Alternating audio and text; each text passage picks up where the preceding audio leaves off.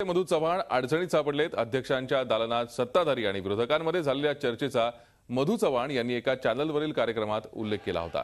हा उल्लेख खोटा असल्याचा आरोप विरोधकांनी केलाय।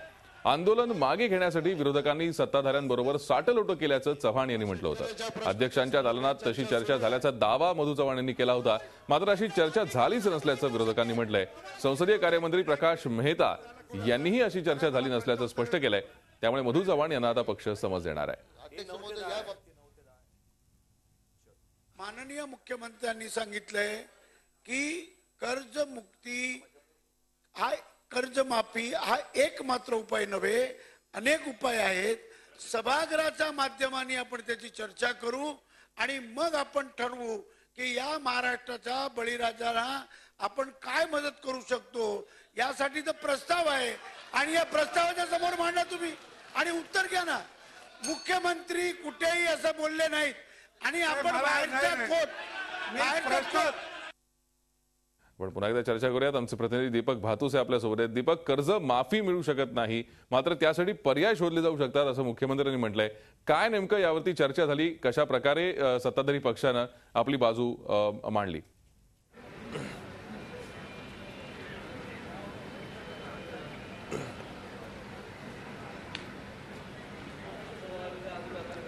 भूषण, मागील 3 दिवस कर्जमाफीच्या मुद्द्यावरून काँग्रेस आणि राष्ट्रवादी काँग्रेसने एकत्रितपणे सरकारला अडचणीत आणलं होतं।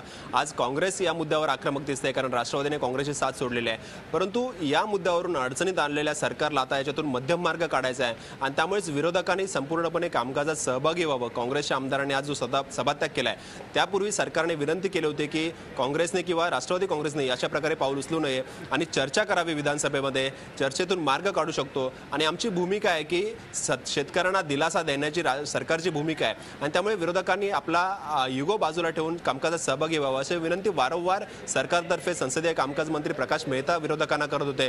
परंतु काँग्रेसने ही विनंती सरकारची फेटाळली आणि सभात्याग केला।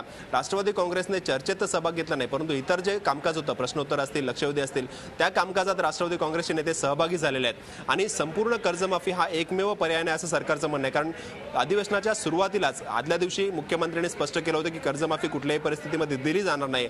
परंतु आता सरकार काही का होईना नरमलं असं म्हणावं लागेल थोड्याफार प्रमाणात, कारण आता सरकार म्हणत आहे की कर्जमाफी एकमेव पर्याय नाही, इतर पर्यायी सरकार अवलंबत आहे। शेतकऱ्यांना दिलासा दिला जाईल, परंतु हे पर्याय कोणते असतील हे चर्चेतून समोर येईल। त्यामुळे चर्चेत विरोधकांनी सहभागी व्हावं। पण विरोधक अजूनही म्हणजे विशेषतः काँग्रेस सरकारच्या या आव्हानाला प्रतिसाद द्यायला तयार नाहीये। त्यामुळे डेडलॉक जो आहे तो आजही कायम आहे, कारण काँग्रेसचे आमदार हे सभागृहाच्या बाहेर आहेत। भूषण, झी 24 तास रहा एक पाऊल पुढे।